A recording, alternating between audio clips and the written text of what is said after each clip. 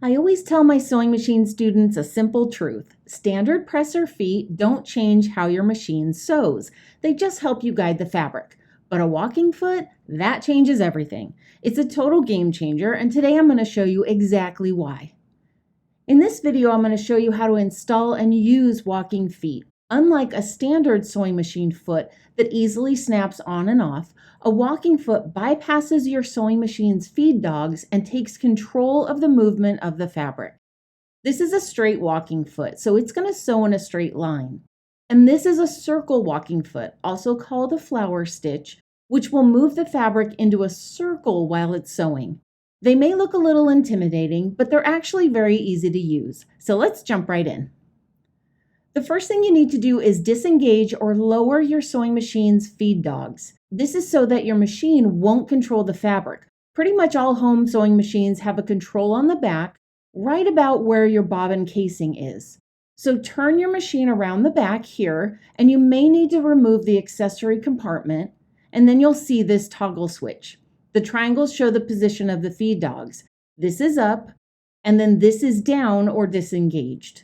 Just push this toggle switch all the way to the left, and you'll see those metal feed dogs here drop down and out of the way. Next, we need to remove the presser foot holder. Just unscrew it here and set it aside.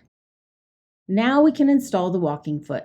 You'll notice that on both of these, there's a spot right about here where it screws into the presser foot shaft, and then off to the side here, they both have a metal piece that goes up and down like this. This metal arm needs to be above the needle bar. So as we install this, we need to make sure that both these are in the correct position at the same time.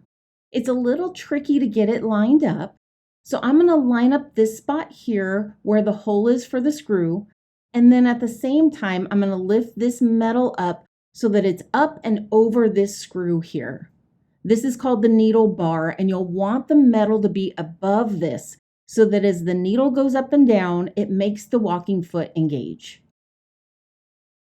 Each time the needle goes up, it'll move this arm up, which clicks this into the next notch. That's what creates the walking function. On this foot, there's foam at the bottom, so that when you lower it, it'll push the fabric flat against the machine, and that's what's going to turn the fabric into a circle as you sew. As I was playing around with this, I was finding that on thinner fabric, I was having a hard time moving the fabric consistently. Play with this on a scrap piece of fabric first to see how your fabric behaves. If you have an issue with the tension looking odd or the machine's not sewing in a perfect circle, attach some stiffener to the back of your fabric.